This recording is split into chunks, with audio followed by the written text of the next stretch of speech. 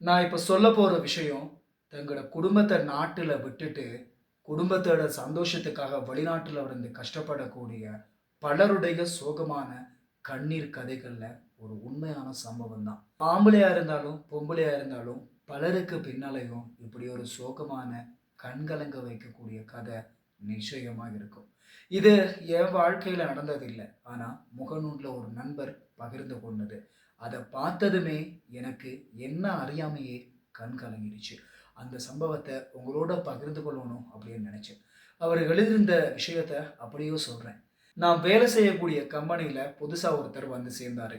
நாங்க எல்லாருமே பஸ்ஸுல ஒண்ணா தான் வேலைக்கு போவோம்.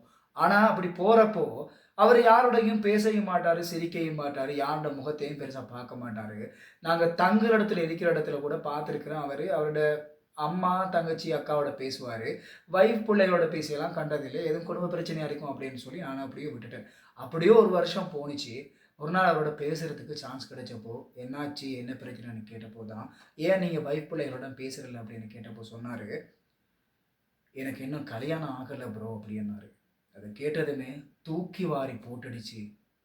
அவருக்கு 37 வயசு. என்னாச்சுன்னு கேட்டா, ஏஎல் முடிஞ்ச கையோட, எல்லாரோடையும் என்ஜாய் பண்ணி, ஃப்ரெண்ட்ஸோட என்ஜாய் பண்ண வேண்டிய அந்த வயசுல, வாப்பா மூத்தாகினத்தோட குடும்ப பொறுப்பெல்லாம் இவர்ல வந்து விழுந்திருக்கு. அந்த நேரத்திலே கடன உடன வாங்கி சவுதிக்கு வந்து பாலைவனத்தில கஷ்டப்பட்டு, தங்களோட குடும்பத்தில பாலைவனத்தில கஷ்டப்பட்டு உழைச்ச காச அக்காவுக்கு கல்யாணம் முடிச்சு குடுத்து, அதுக்கப்புறம் இப்ப அவர் சொல்றாரு, இன்னொரு தங்கச்சி இருக்கா ப்ரோ. அவையும் எப்படியோ ஒரு நல்ல இடத்துக்கு கைப்பிடிச்சு குடுத்துட்டா. அதுக்கப்புறம் தான் என் வாழ்க்கைய பத்தி யோசிக்கணும் அப்படின்னு சொல்லி முடிக்கிறப்போ, அவரோட கண் கலங்கி இருந்ததா அந்த நண்பர் எழுதியிருந்தாரு. அத வாசிக்கிறப்போ என்ன அறியாமயே கண் கலங்கிடுச்சு.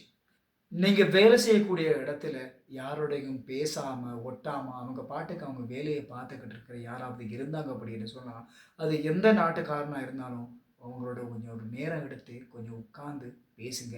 ஏன்னா, அவங்க தங்களோட குடும்பத்துக்காக தங்களோட சந்தோஷத்தை எல்லாம் தொலைச்சுக்கிட்டு, தங்க இளம பருவத்த பத்தி கூட கணக்கெடுக்காம, பல கவலைகள உள்ளத்துக்குள்ள போட்டுக்கிட்டு, யாருக்கிட்டயும் சொல்லிக்கொள்ள முடியாம, யார் சொல்றதுக்கு யாருமே இல்ல.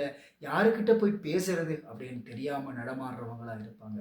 அப்படிப்பட்ட ரியல் ஹீரோஸோட கதைகள கொஞ்சம் கேட்டு, அவங்களோட மனச ஆறுதலா பேசுறதுக்கு ஒருத்தரா நாம இருந்தோம் அப்படின்னு சொன்னா, அத விட பெரிய ஒரு பாக்கியம் இல்லை. ஏன்னா, இவங்கள்லாம் தான் உண்மையிலேயே ரியல் ஹீரோஸ். இவங்களுக்கு ஒரு சல்யூட்.